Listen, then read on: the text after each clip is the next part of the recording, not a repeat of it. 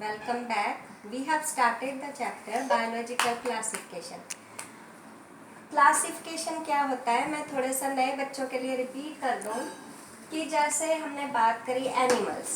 अब एनिमल्स में तो कितने मिलियन ट्रिलियन एनिमल्स आ जाते हैं, लेकिन जब हम बात करें बर्ड्स की, इंसेक्ट्स की, मैमल्स की, तो हमारे दिमाग में एक पिक्चर बन जाती है. बर्ड्स मतलब जो फ्लाई करते हैं, पक्षी.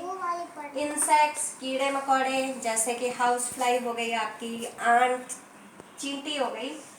मैमल्स हम लोग हो गए, बैट्स हो गए, व्हेल फिश हो गई. तो इससे क्या है, अगर हम छोटी कैटेगरी में या फिर अलग अलग ग्रुप्स, क्लासेस, ऑर्डर्स वगैरह में रख देते हैं तो हमारे लिए कन्वीनियंस हो जाता है कि हम उसे याद कर सके, पहचान सकें.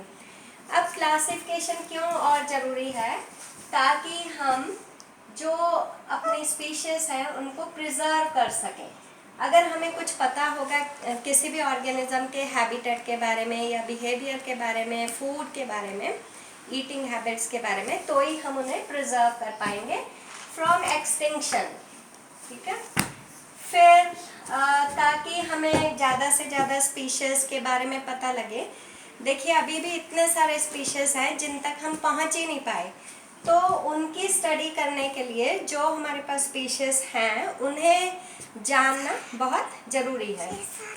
अब हमने two kingdom classification by Aristotle, Linnaeus पिछले लेक्चर में पढ़ा था. उसी के कंटिन्यूएशन में लिनियस ने जो टैक्सोनॉमिक लेवल्स यूज़ करे थे वो थे किंगडम, क्लास, ऑर्डर, जीनस. अब जो जैसे हम लेटेस्ट क्लासिफिकेशन पढ़ते हैं कि किंगडम, फाइलम, ये सारे, तो उसने थोड़ा सा सिंप्लीफाइड करा था. नो डाउट हम आज तक यही क्लासिफिकेशन ज़्यादातर फॉलो करते हैं. 6 किंगडम क्लासिफिकेशन भी आया था, लेकिन वो थोड़ा सा एडवांस है, आपके सिलेबस में नहीं है. आपने सिर्फ 5 किंगडम तक पढ़ना है. फिर जो ये लिनियस का सिस्टम था, टू किंगडम क्लासिफिकेशन, ये एक स्टैंडर्ड सिस्टम माना गया है. देखिए जब तक एडवांस स्टडी नहीं हुई, हमें ज़्यादा करेक्टर्स हमारे दिमाग में, साइंटिस्ट के दिमाग में नहीं आए, तब तक हम इसी को फॉलो करते थे.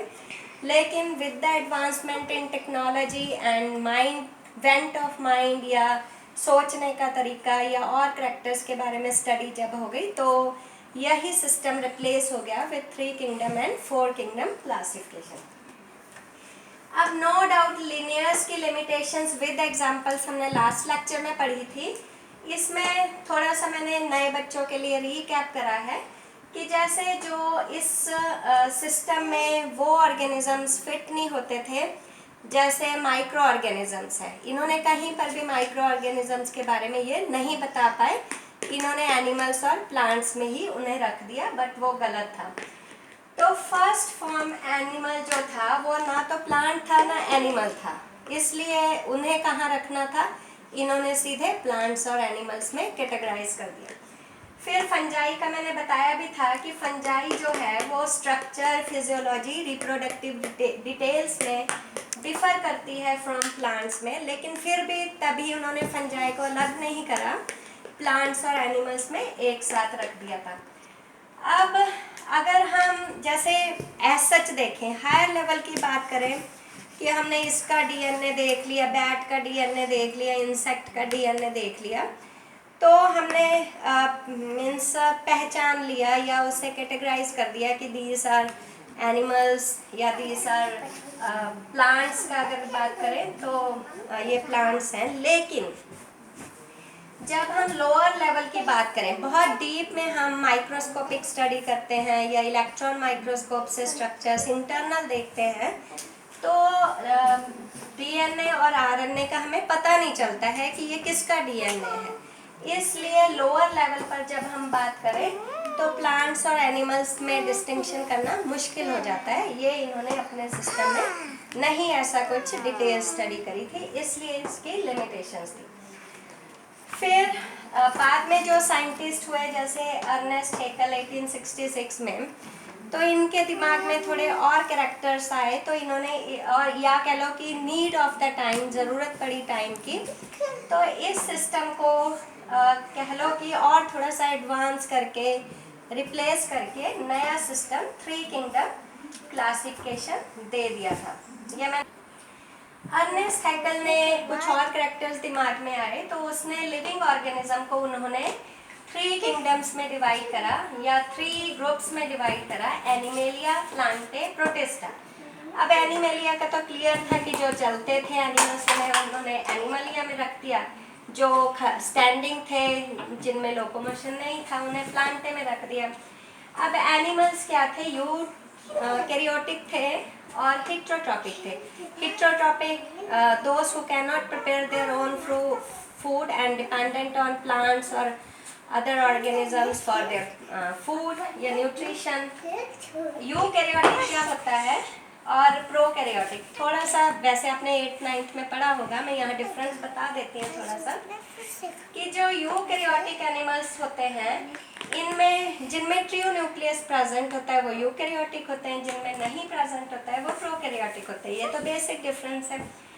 अब जिन ऑर्गेनिजम्स में न्यूक्लियस के अंदर जो जेनेटिक मटेरियल डीएनए हुआ, आरएनए हुआ या फिर हम क्रोमोसोम्स की बात करें तो आपने थोड़ा पढ़ना भी है नेक्स्ट चैप्टर में, तो वो एक मेम्ब्रेन से कवर्ड होता है जिसे हम न्यूक्लियर मेम्ब्रेन या न्यूक्लियर एनवेलप भी कहते हैं, जिसमें ढका हुआ होता है या कवर्ड होता है bye nuclear membrane genetic material, उसे कहते हैं यूकैरियोटिक। जिनमें नहीं, ये मैंने डायग्राम से बताया भी है, जिनमें नहीं ढका होता है या न्यूक्लियर एनवेलप नहीं प्रेजेंट होता है, नेकेड प्रेजेंट होता है जेनेटिक मटेरियल, उन्हें प्रोकैरियोट्स में कहते हैं। ये मैंने आपको डिफाइन करके नीचे बताया भी है। तो प्लांट्स का भी आपको पता ही है, इजी है कि यूकैरियोटिक जो होते हैं वो जिनमें nucleus covered nuclear envelope present होती है जेनेटिक मटेरियल के बाहर, और ऑटोट्रॉपिक सिर्फ प्लांट्स ही ऐसे लिविंग ऑर्गेनिजम्स हैं जो अपना फूड आप बना सकते हैं, इसलिए उन्हें ऑटोट्रॉपिक कहते हैं। और बाकी हम सब जो हैं we are dependent on plants for our nutrition और फूड। तो उन्होंने एक ग्रुप और, जैसे लिनेयस, एरिस्टोटल माइक्रो ऑर्गेनिजम्स या फंजाई को नहीं कैटेगराइज कर पाए, तो उन्होंने हैकल ने एक थर्ड ग्रुप बना लिया था, प्रोटिस्टा, जिनमें उन्होंने यूकैरियोटिक, ऑटोट्रॉपिक, हेटेरोट्रॉपिक ऑर्गेनिजम्स रखे थे। प्रोटिस्टेंस एक्चुअली में क्या होते हैं, एल्गे, फिर इन्होंने फंजाई भी यहाँ पर इकट्ठी कर दी थी, बैक्टीरिया भी एक तरह से इकट्ठा कर दिया था। मीन्स बहुत ज़्यादा क्लैरिटी नहीं दी कि कौन कौन से ऑर्गेनिजम्स रखे, पर इन्होंने छोटे ऑर्गेनिजम्स के लिए अलग ग्रुप बना लिया था।